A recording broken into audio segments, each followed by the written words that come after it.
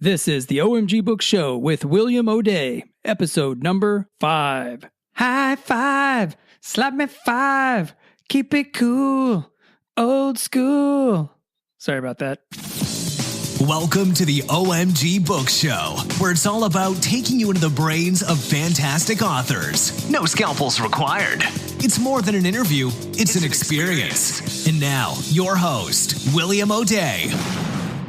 Hello, everybody, and welcome to the show today. And if you survived my little a cappella beginning there, well, then you are made of stronger stuff than most. So thanks for joining me today, where we have a wonderful and super hilarious discussion with mega awesome author Bobby Adair. In today's interview, amongst the many topics discussed, we find out how Bobby left behind potentially lucrative careers as a rocket scientist, as a lead guitarist in a rock and roll band, as a fast food magnate, and even as an employee of Dell working for that owner guy named Michael. I don't know. Does he still own the place? Who knows? We also find out about the childhood trauma that may or may not have driven Bobby to become such a prolific writer in the post-apocalyptic genre. And that's just the start of it. We discuss that and much, much more. So, surgical gloves on, scalpel in hand, let's get started. So today we have the pleasure of speaking with Bobby Adair, author of the Slow Burn series and a number of other series, which we will find out more about as we get into the interview. Bobby, thank you so much for joining us on the show today. Thanks for having me. Awesome. Well, I'm super excited to get to chat with you today for a number of reasons, but one of them is just reading your books and also your website. There is a lot of personality that shines through there, and I'm assuming that's just you being you. Is that right? I hope so. I guess I feel like I kind of found my voice, and my writing sounds like me, hopefully. Yeah, well, one of the things that connected with me and probably connects with a lot of readers out there is in your biography, and I think maybe in a blog post as well. Excuse me. But I also was subjected to many, many years in corporate life in the cubicle world and found it ultimately dissatisfying. And you have a lot of words for that kind of environment. How did you find it when you were there, and then how did you end up making that great escape? Well, gosh, I guess it would be simplistic to say I just hated it. So way back in the day, I was majoring in physics at UT. Oh, wow. At University of Texas, for you people who aren't from this part of the country, and I'd contemplated a change to aerospace engineering. So I did a semester or maybe 2 semesters in aerospace. And then we took this class trip one day up to General Dynamics, which is basically the factory where they made F-16s in Fort Worth. It's kind of like, let's go up there, kind of see what your future might be like working for one of these big companies, right? And in some ways it was really cool because we went through these cool labs. And one lab, they had this F-16 like on this big, I don't even know, it looked like a torture device, and they were stressing the wings and everything. And I was like, oh, this is cool. I like that, and various things along those lines. And then finally, kind of the last part of the day, we went upstairs to like this cubicle city where everybody actually worked. Oh no! And there were the factory is like a mile long, Oh, wow. So I'm standing on the floor looking over endless acres of cubicles, and I thought, oh, holy shit, I can't do this. I got back from the trip and went straight to the whatever the guidance counselor's office, where they called it at the time, and I changed my major. The idea of sitting in a cubicle and doing stuff, I don't know, it just everything about it just irks me, and I feel like I'm in a cage. Is it like, it sounds like you had kind of started with that stereotypical childhood dream of becoming a rocket scientist, but then, yes. then you saw kind of behind the curtains, and it wasn't. Yeah, exactly. Rocket science, at least from that perspective, it wasn't sitting by the launch pad at Cape Canaveral. It was sitting in a cube in Dallas. It was like, so I don't know. I did various things after that. I think I eventually. Because I don't know, I'm just not really kind of the stay indoors kind of person and do stuff. But having said that, I dropped out, became a guitar player in a rock and roll band that never went anywhere, And somehow that turned into I owned several restaurants for several years. Oh, that's cool. What kind of restaurants were they? Oh, they were just little fast food places. So I did that for probably 5 years.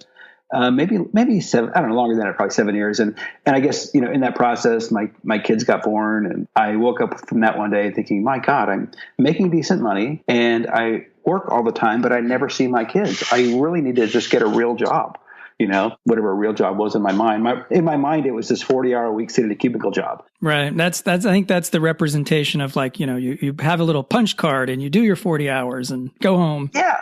Yeah. So I kind of weaseled my way into a programming job at Dell, and because they're like right here by my house, as it turned out, and I wound up sitting in a cubicle in a cube farm that went for acres and acres and acres, writing software for 10 years. Oh, no. Clearly you were destined for some time in a acres wide and long cubicle farm. But did the software that you wrote there at Dell, did it contribute to F-16 somehow at General Dynamics? No.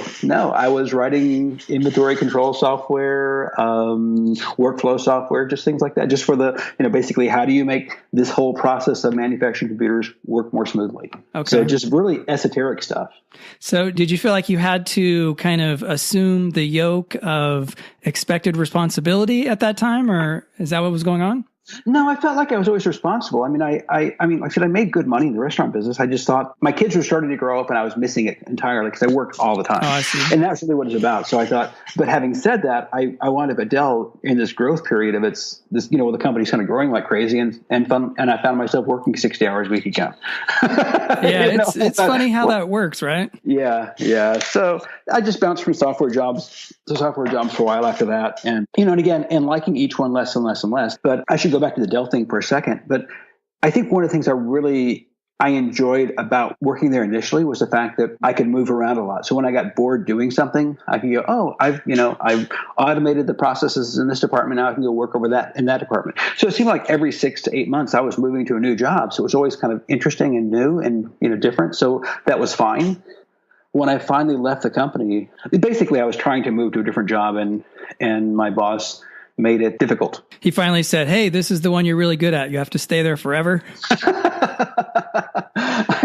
Yeah, something like that. I'm not sure how it worked out that way, but yeah, he, let's say he gave me a really big incentive to stay. And then I stayed after that, I think almost another year. And then I was just like, I can't do this anymore. And, he was still, very reluctant to let me go. Well, basically I couldn't go. So I just thought, well, if I can't leave this job within the company, I'll leave the company. So I left. That's right. Take that, boss. Woohoo. Yeah. Yeah, I had a similar experience. I worked at Sony doing visual effects for Hollywood movies for about 14, 15 years.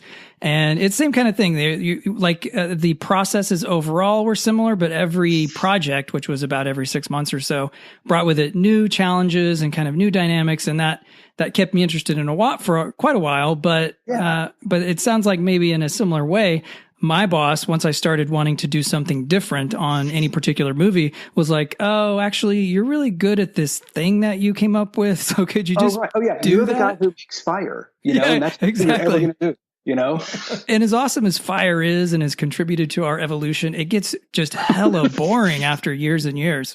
Yeah, exactly. So you pulled, sounds like anyway, you pulled the ripcord at some point. Did you know you were going to jump into writing then, or what happened next? No, I went to another company. Actually, so the job I moved into, it paid me probably 35% more than I was making at Dell. So I was like, yay, this is great. But I really hated it there. I didn't feel like I fit in with the people. It was just a very kind of a soul-sucking culture. So I'm not going to tell you what company that was. But Hold on. Was it Sony? Oh, wait, did I say that out loud? It was not Sony, but they had a really cool building. So I guess I would have to say my disgruntledness with the company finally rose to a level where they said, Bobby, you're really not cutting it anymore. You should get the hell out of here. So since, they kind of owned the place, I kind of had to do that. And I did. So you managed to, from the one job at Dell where they wanted to keep you forever, excuse me, you managed to turn it all around and then help yourself on your way. Oh, yeah, exactly. Get fired. And then we just packed up our bags and said, something, let's move to Colorado. So we moved to Colorado and lived there for 3 years. And I got a software job up there. And somewhere during that process, I guess I thought, something, I really, because at that point, my son was off at college, my daughter was finishing up college, and I kind of felt like, oh, now I'm at that point in my life where my spare time is my own, and how do I want to use that time? And it's I wanted to write. I mean, I've written on and off all through my life, but never had any real success with it. So. Or I'm sorry, I never had any success with it. So I self-published a couple of books that I'd written in the late 90s, again, with very limited success. And then one day we were driving to Breckenridge to go hiking around or whatever, and I was reading this zombie book. Kat, my wife, she was driving, and I said, this is crap. I could do better than this. And maybe every writer has that moment, right? Where they go, I'm a better writer than this. And so she goes, well, why don't you write a better book than that? And I was like, oh, well, shit. Now I kind of have to, right? Yeah. You're like, whoa, I didn't mean for you to call my bluff. Exactly. Right. So we get home later that evening, and I sat down and I was like, okay, well, screw it. Then I'll try it. And I wrote out the first chapter of Slow Burn, and I liked it. And I thought, well, I'll just see how this goes. I wrote that probably in June of whatever year that was, 3 or 4 years ago now. And within a year, I quit my job writing software because I was making probably twice as much writing from my book royalties than I was getting paid to write software for the man. So yeah, that's fantastic. That's one of the things I wanted to ask you about. Looking through your catalog on Amazon, you just have a crazy amount of books, and I think maybe is a 5 series. Is that how many you have going? Yeah, I'm kind of a workaholic. So I've written, gosh, how many series? So there's Slow Burn, which is a 9-book series that at this point is done, but I may come back and write another trilogy to tack onto it at some point. I don't know. A lot of my readers ask me about that, and I just don't know yet. So, right. But anyway, it's a complete story, 9 books. There's one called Ebola K, which is a trilogy. There's The Last Survivors, which I co-wrote with Piper Rook, and Freedom's Fire, which I'm writing now. Gosh, right. And then 5 Dusty's Diaries, which I'm also writing now. That's just, to me, definitely earlier on the path than where you are at now. It's just, it blows my mind. Like, how do you keep all of the different series straight in your own head as you're kind of jumping between this book and that book? I don't know. It's magic. I love magic. Yeah, I don't know. And that's a really good question. Do you tend to write like 2 sequentially, or are you pretty much always kind of like leapfrogging back and forth between series? God, I've always been leapfrogging, unfortunately. Having said that, I'll sometimes write 2 or 3 in a row in one series. I think I wrote the first 2 books in the Freedom's Fire series. I wrote those back to back. Okay. And some of the Slow Burn, actually, probably the first 4 or 5 Slow Burn books. That's not true either. I was going to say I wrote those all sequentially, but I'm not sure that's true. Yeah, reality is a complicated topic. Yeah, exactly. So, because in the software writing biz, I mean, I think sometimes it's easy to get kind of in this mode where you're just, you kind of go in, you sit at your computer and you just crank out, a million lines of code every day. And it kind of seems normal, I think. Mm-hmm. And so kind of when you're kind of in that production zone, it just kind of happens. So I think a lot of that carried over into my book writing when I just sit down and start cranking things out, and I would kind of get into the zone, I guess, if you want to call it that, and maybe not look up for 6 or 8 hours, and I might write 3 or 4 hours on this project and 3 or 4 hours on that project, and I don't know, it just all kind of just flowed out. And it probably wasn't until maybe a year after I quit my job when I took a deep breath and said, holy crap, I'm working too hard. I got myself stuck in that stupid workaholic loop, and I need to back off a little bit and have a life, Yeah, I think I'm starting to sense a rhythm or something, a pattern, it seems like, in your life. Oh crap! I'm going to start paying you $100 an hour as my shrink. Hey, I'll take it, but reluctantly. It will be reluctant. Oh. So do you, obviously, in the grand span of things, you're extremely prolific. Do you have, on a day-to-day basis, though, do you have word count goals or chapters, or you just wing it? How does that work for you? The easy answer is right now, I'm doing a word count goal. I try to hit 2,000 words of drafting every day. And then I try to edit 2,000 words also, not necessarily the same 2,000. But the idea is that in any given day, I'll do 2,000 words at each step in the process. Just not necessarily the same 2,000. Well, never the same 2,000 words. But that's the goal. The reason for doing that for me is that, and this is going to sound completely stupid when I say it. It started out as a limit. It's like when I get to 2,000, I'm going to stop. Okay. Because again, kind of going back to the workaholic pattern. Oh, the dog is back inside, and she found her chicken. Hold on a second. Okay. Hey, give me the chicken. Give me the chicken. Sorry, you can't have that the is chicken. one precious chicken. Give me the chicken. Let go. Let go of the chicken. Let go of the chicken. Hold on a second. I need to put the dog back out. Yep, sure. No problem. My dog. Sorry about that. Hey, no worries. That dog loves chicken, it sounds like. Oh, yeah. My wife buys her these squeaky toys, and she loves squeaky toys, but sometimes she'll just squeak them for hours. But, yeah, so what I would tend to do is I tend to just work. And, I might sit down at 6 or 8 in the morning and start working. I might not look up until 7 or 8 at night or midnight and go, holy crap, Then I wind up kind of on this, this cycle where it's like, I'm just working on this project. And then I get off of it. I'm like, oh my God, I'm so burned out. I need, to take 2 or 3 weeks and just goof off, right. So what I'm trying to do now is work at more of a steady pace. So it's like, okay, I'm going to limit myself to 2,000 words of drafting every day and then do my editing and then maybe go walk the dogs, maybe go see what my wife looks like, Oh yeah. It's good to check in with the significant other now and again, right? Yeah.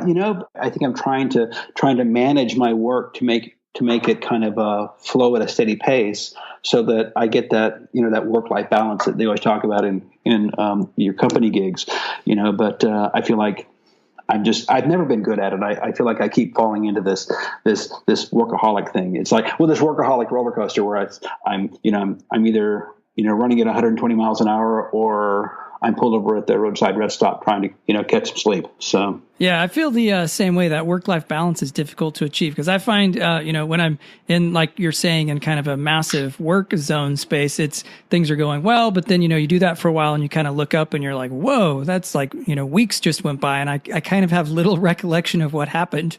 Yeah. Yeah. And your kid's like, Daddy, I know. We're going to play catch. You missed the whole softball season. I know. I'm like, you graduated from high school already? Oh, exactly. My bad. Yeah. Yeah. And then I also find on the kind of the reverse end of it, like when I do find space for vacationing or concentrating on other topics, I find if I don't get back to the writing soon enough, like I turn into an old cranky curmudgeon. Like everything just gets, edgy for me, I guess. Oh yeah. I'm exactly the same way. Yeah. I'm not sure why that is, but I guess it's kind of who we are, right? We write, we kind of we feel like we have to do it, Yeah. Yeah. There's a compulsion layer in there somewhere. Yeah, that sounds like one of those dirty psychological words that makes me sound like a worse person than I think I am. Hey, as your pseudo-psychiatrist, I'm not here to tell you you're a bad person. Everything you say or think is acceptable, I think, anyway. Just take these pills and it'll be okay, Bobby. But let me have a few of those pills first, please. Oh, yeah, right. So, but yeah, I guess I guess there's a degree of compulsion to it. And maybe that's true for anybody who's really good at something. Yeah. Oh, yeah. And that sounds like I'm like, oh yeah, I'm so great. But I think anytime you have some success with something, and you feel like you're good at it or you want to do it, then yeah, I think there's a degree of compulsion. It's hard to imagine somebody having success at something that frankly they're apathetic about. Yeah, totally. My wife and I have this conversation sometimes. We kind of go back. I mean, not that we have deep psychological conversations all the time, but it occasionally comes up. We kind of think about the difference of, someone who you look at today and you're like, wow, they are just killing it in this particular field. Were they born with that talent or did they, was it just basically drive and motivation over time that got them there? And I think we both kind of agree that talent may be a little bit of it, but most of it, at least in our perspective, swings over to that just sheer motivation and drive that over time turns someone into a professional and adequate, or not more than adequate, amazing at any particular occupation. Yeah, and I think I agree with that. I think that You've got to have, but I think at the beginning, you've got to have some aptitude for what you're doing. I think that if you have no aptitude for it, I think you can do reasonably well at anything as long as you try hard enough. But if you have some kind of innate aptitude for it, then I think that then you can kind of stand out. Yeah, you can climb even higher. Yeah, and frankly, I think I feel like I'm kind of singing from my own experience there, but I feel like if going back to Bobby as a guitar player in a rock and roll band, I freaking love that. I love playing my guitar, and I felt like I was technically quite good, and I worked my ass off at it. But so were you lead or bass? Oh yeah, lead. I was lead. Okay. But I don't feel like I had any talent for it. That's the thing for it. I have friends, I had friends back then and I have friends now that when I see them play, I go, oh, holy shit, that's what talent looks like. Right. And sometimes when you hear a guitar player and, just hear how just comfortable he is playing the guitar and how easily the music comes out and how passionate and musical it actually is. And you say, oh my God, that's what talent is. That's the difference between hard work and hard work plus talent, I think. Yeah, I totally do agree. I don't know how the percentages would fall, but I definitely agree there is an element of special sauce in there somewhere. So as we've mentioned, you've got a huge collection of works, and looking across them, it's easy to spot a post-apocalyptic theme running throughout. What got you interested in tackling that genre of books? I guess I'm a pessimist. I don't know. That's a good question. Wow, you would make a really good shrink. Hey, if you keep talking like that, the rate's going up. Yeah, no kidding. Wow, you're a terrible shrink, but I do appreciate the help. Yeah, I don't know. I'm fascinated with it, but I'm probably more than anything just kind of a product of my time. Maybe just. I don't. I'm in my mid 50s. So I'm an old man. I'm what I used to think was an old man, but I don't feel like it, right? But you never feel old once you get to that age. It's always like 10 years down the road. Now that's old. Yeah, exactly. Yeah, you just redefine it down the road. But yeah, I grew up going to church in the Southern Baptist Church, or several Southern Baptist churches. We moved like every 15 minutes when I was growing up. But it was always like there's some guy up there, preaching the fire and brimstone, telling me I'm going to hell, and then I'd go to school and be like, okay, now we're gonna have the nuclear bomb drill, hide it under your desk, Right. So it's like maybe there's something about that's ingrained that kind of says, guess what, I don't care how good you think things are going, everything's going to shit, just so you know. So it just seemed like that was always the case, and it's like I remember back to the and I know I sound like a really old person now, but when the Berlin Wall finally came down, and it was kind of, for the moment, the end of the Cold War, and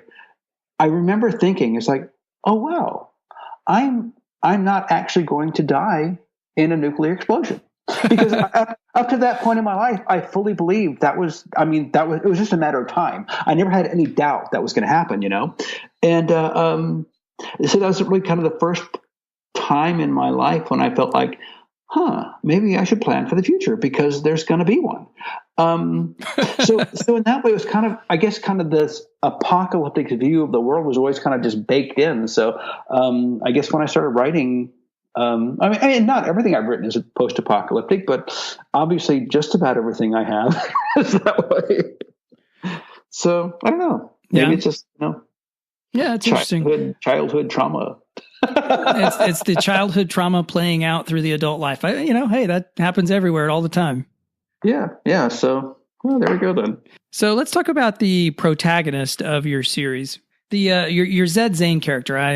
It's been a while since I've been a 20-something, but I vaguely recollect those years and kind of the trials and tribulations that he and I, in some cases, faced at that time. Probably a lot of us did. Oh yeah, and even his approach, his kind of lackadaisical sort of approach to life. Is he a representation of you at that period in your life, or what? No, I don't think so.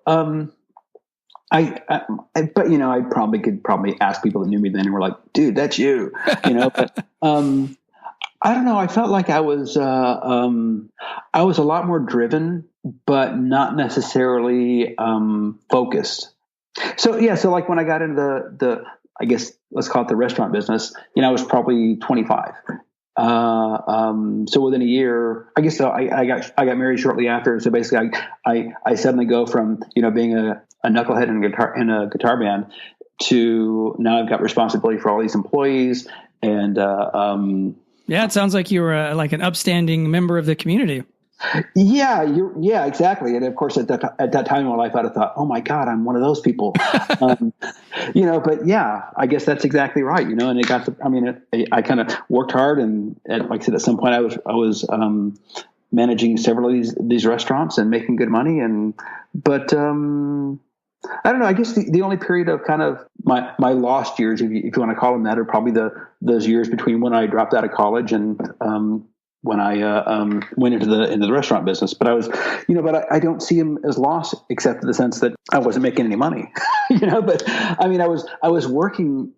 God, I used to practice all the time. It'd be like, get up, practice until I had to go to work. And then it was either go to work or go to band practice, So it's just, I don't know. I felt like, I was completely involved in doing something that I loved, and I never really looked up or had time for anything else. It was just, except for going to work. So. Right. Do you still play? Do you have a guitar kind of around your house? Do you ever strum some tunes in your leisure time?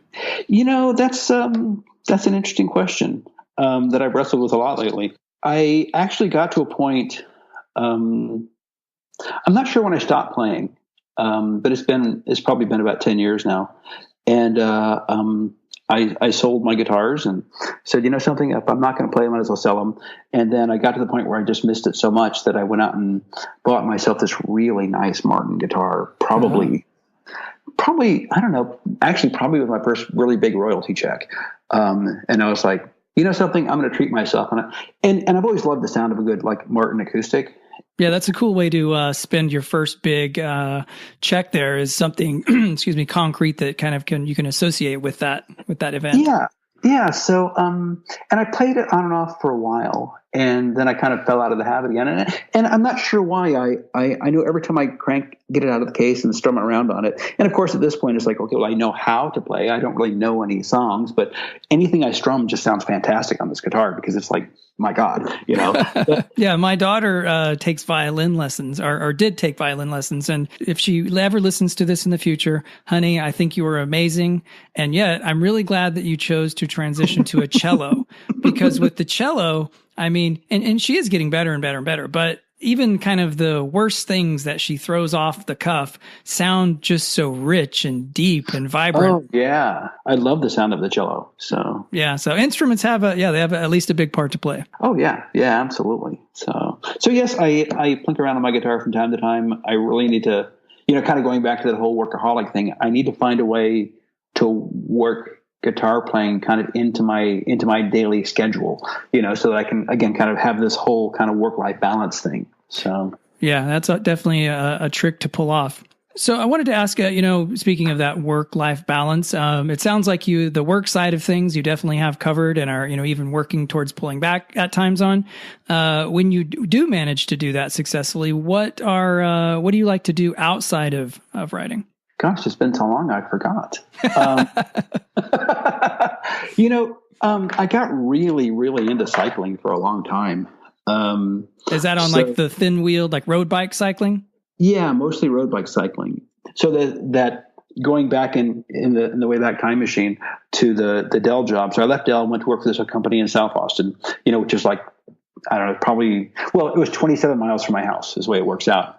But the commute was fucking awful because it's Austin. And of course, Probably everybody says that about their city. So what I was doing was I was riding back and forth to work. Man, you were riding almost 60 miles a day? Yes and no. Some days I would, but I got lazy about it because my wife had a job at the same place. So what I do is I'd ride my bike in one day, ride home with her, and then ride back with her and ride back the next day. So it was just 30 miles a day. Yeah, that's still, I think, more than I think I've ever done in my life. And probably a lot of people the same way. Yeah, so that was all cool until some silly woman with a pickup hit me on my bike one day. Oh no! And I don't know, $50,000 worth of medical bills, and just. Did you have like the Stephen King kind of moment where you had to kind of relearn how to do things, or? No, it wasn't that bad. That's weird because I just read that book like the other day. Is that on writing? Is that where he mentions it? Yeah, on writing. Okay. Yeah. But no, I was reading through it, trying to, not on purpose, but I was like, oh wow, me and Steve had that in common. Me and Steve had that in common. But no, I was in this kind of really, really fucked up car accident at the end of my freshman year in high school. That was and I was kind of like, wow, I'm not as bad as Steven, but there's a lot of parallels there. Yeah.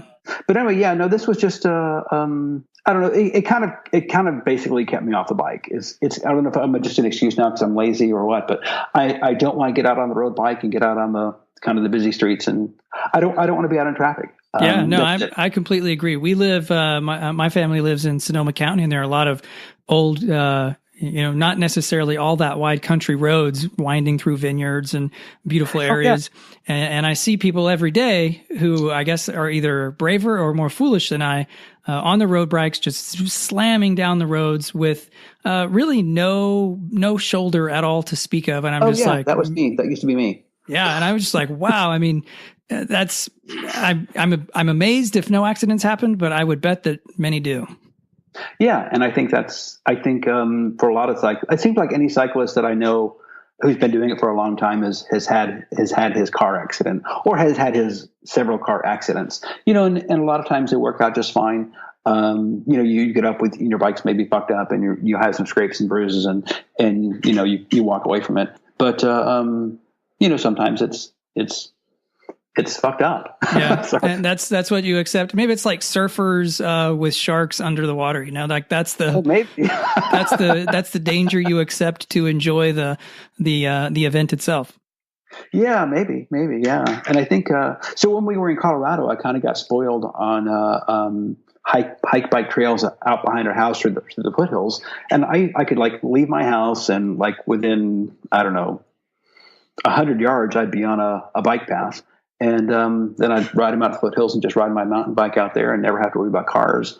All I had to worry about was rattlesnakes. So, did you wear some kind of like shin guards or something, or maybe you just make sure you're always biking really fast? Yeah. Oh, yeah. Really fast. That's what I did. No, I just it was a worry because I never saw a rattlesnake on the trail, but I would always, it seemed like, I don't know, probably half a dozen times I was there, somebody would be like, dude, there's rattlesnakes on the trail up there, and I'd be like, okay, well, thanks, you probably already chased them off, but right. I never saw a rattlesnake on the trail, never saw one in the mountains. Well, that's good. I hope your luck holds. I think you mentioned you're in Texas now, but I'm sure they have rattlesnakes too. Oh yeah, my neighbors just found one in front of my house like last week. Oh no, he's like out on the road. It's probably that one from Colorado that's like, we never got to meet. yeah, no kidding. I'll get you, Mr. Adair. Well, we're getting near the end of the show, and that can mean only one thing. Welcome to the Rorschach round, where we use ambiguously odd questions to delve deeper into the minds of these amazing authors. Let's get started. We are now into what I like to call the Rorschach round of the interview. And I think we've maybe actually have been there the entire time, but this is this is the point where we actually say it's official. We're moving into asking some silly, odd questions to try to delve deeper into your mind and how you think. You are kind of a latent shrink, aren't you? That's what this is all about. Maybe this is. Should I be? I need to go back to school. Yeah, go back to school. Yeah, get your PhD in psychology and talk to people about their problems. Oh, no, that sounds horrible. Okay, thank you for, maybe you're the shrink. You just convinced me out of it. All right. Okay, so the Rorschach round. Are you ready? Sure, rock on. Okay, so let's see. We'll start with this one. Have you ever killed someone or maimed or tortured or anything bad, really, in a book that was a representation of a person that made you angry in real life? Does any author say no? Actually, I haven't asked that to every author I've interviewed, but who was it? One person, Dirk Patton. I think it was Dirk Patton. He said no. Yeah, it was him. He said no. And after I got over the shock of not believing him, and Dirk, I do believe you. I was like, wow, that's amazing. Really? Maybe I just planted a seed for him there. So we'll see. So here's it. I've done it a couple times, and when I say a couple, I probably mean more than that. But mostly it's in fun. But there was a while in some of my books. There's my ex sister-in-law. Her name is Margaret, and she's shown up. I think in one book I threw her out of a blimp. In another book I ran her over with a Prius. In another book I had her hacked to death with a machete. She got eaten by a zombie, and she got burned at the stake. Man, she's had a tough time. Yeah, and she'd probably still be in my books, but one day she told me how much she enjoyed getting murdered in my books, and I thought, well, we won't have that. Oh, that's awesome. I'm a terrible, terrible person.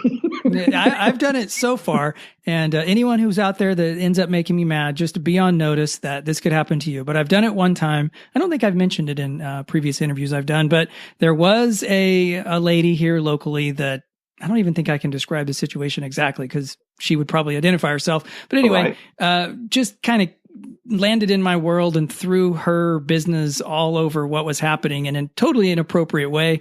And yes, she ended up, if any of you have read my books out there, probably some have, her name in the book is Diane, and she meets a grisly, untimely end.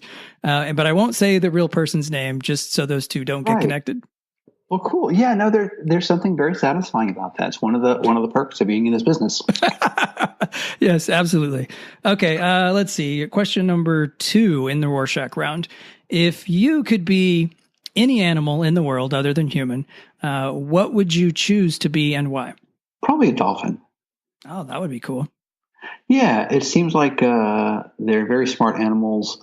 They seem to have a lot of free time to just goof off. So I'm thinking, that looks like a pretty good life. I think I'd go that route. Right on. Yeah, I've always seen, dolphins, when they're gliding through the water, they seem to kind of have a grace and serenity that, or at least me as a human, rarely ever achieve. Yeah, exactly. I'm with you there. Okay. And I think maybe for the last one, I have like 4 more I want to do, but I'll narrow it down here so we can wind up the interview. What is the number one thing that you haven't done yet that you would love to do? I'd love to go into space. Oh man, that would be so cool. Yeah, and maybe in my lifetime that'll be a possibility. I can, save all my pennies, and when I'm 68 years old, I can spend every dime I own on a 4-minute flight to low Earth orbit. Do you now have, they have Virgin Galactic, I think? Are any of those services actually in operation yet? Do you know? Yeah, that's a good question. I don't think so, but it's I don't know. I'm gonna Google that when I get off now because I'm curious. Yeah, I think the last time I read about it a couple of years ago, and it seemed to be a kind of a repetitive pattern of it's always like 3 years away now. Yeah, and then exactly. 3 years later, it was another 3 years. But I do recall seeing that, like the original price tag that I recall was $200,000, and the last time I checked in on kind of the progress of what was happening there, it had been lowered to, I think, if I remember right, $75,000, which is a lot. Yeah, it's a lot of money, but that's quite a discount too. Oh yeah, right. Because I was thinking the first number I heard on it several years ago was like $1 million, and I was like, well, that's out of my price range, unless I win the lottery. So, but now at 75, it's kind of like, okay, well, that's a lot of money. But maybe I could save my pennies and make that happen, I know. It's, especially if you're looking at down the line and as kind of a big thing to do before kind of you move on from this earthly plane. and it might be the way I do it. Now that would be seriously spectacular. Crashes, I mean, hold on. I'm not trying to laugh at your future tragedy, but what a way to go. But yeah, right. Exactly. Mid-list author Bobby Adair flames out in the atmosphere today. It's like, kind of cool. Yeah. Well, Bobby, I just wanted to say thanks again for taking the time to chat with us. And before we go, I wanted to find out, do you have any upcoming projects or books and things of that nature that readers and listeners out there should be aware of? Well, I guess just two quick things. The fourth book in my Freedom's Fire series just came out, gosh, about a week ago. I think when I was in Oakland, and we were kind of talking then. And then there's the next book in my Dusty's Diary series is coming out. Okay. And those are short books, so it's like so it's not like I wrote a whole book in like 3 weeks, but it's like a short thing. But anyway, like I said, it's coming out, and those are, I don't know, I guess exciting. Yeah, that's totally exciting. I think anytime as an author you get to publish something, there is just at least if not a major, at least a minor thrill of like, sweet, another story out there on its own living. No, that's true, and I think that for me it's that oh yay, that lasts about an hour, and then I don't know, I start thinking of my next deadline, and it's like, oh holy crap, I've got to get that next book done. So it's just that I don't know. I need to talk to my shrink about what pill I take for that. All right. I'll tell you after the interview. Alrighty then. That's just so it's not on tape, and I'm not legally liable for any problems that come up. Oh, I see how it is.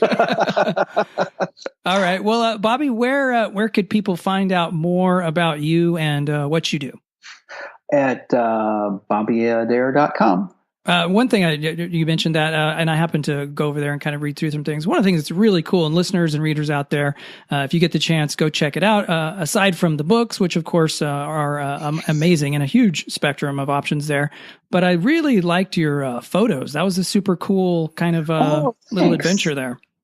Yeah, we do. Kat and I will. We like to road trip places, and I think it's like flying is cool, but I think one of the interesting things about road tripping is you can get on the back road to just explore, and that's kind of what we do. We just search out weird things, and it turns out there's just weird crap everywhere. Well, weird crap, like post-apocalyptic looking crap. Because I don't know, I'm kind of fascinated with that. So I'll take pictures and put them up there. So it's just I'm glad you appreciate them. Yeah, it's another cool thing to check out. So there is your website, www.bobbyadair.com, and we'll have links to this and also those projects you mentioned in the show notes today. Is that the place everybody should go, or is there anywhere else? Yeah, that or Facebook. It's just whatever Facebook. It's Bobby Adair author at, I don't know what the hell the Facebook URL is. I'll dig it up and make sure it's in the show notes today. Okay. Yeah, but put those 3 words in and you'll probably find me. So.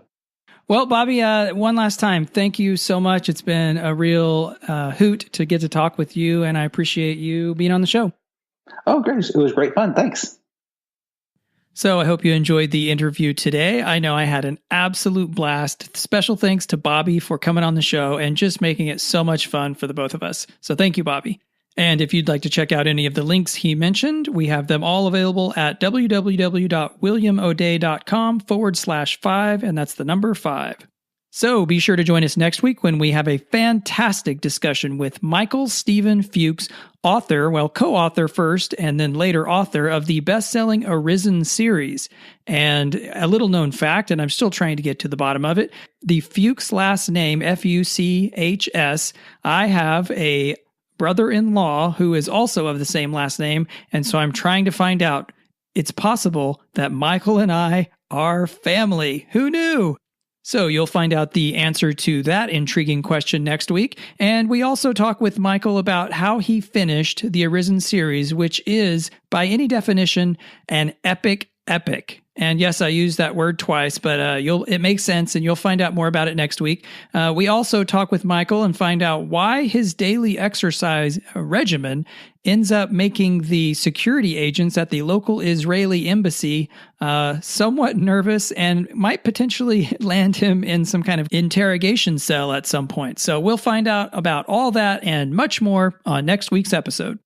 That's it for today. If you would like to be sure to never miss a show and always have them immediately available on your device of choice, you can subscribe by going to www.williamoday.com podcast.com/iTunes. And if you enjoyed the show, I would so appreciate a rating and review on iTunes. They both help with store visibility, and they also let other listeners know if this show is something that they might be interested in checking out. And I've made it easy to access both of those by going to the same link on my website, www.williamodea.com/iTunes. That will have a link there that you can jump over to either subscribe and or maybe all three, rate and review the show. So I would so appreciate that. Thank you so much. That's it for now. We'll see you next week. Thanks for listening to the OMG Book Show. You can find out more at www.williamodea.com.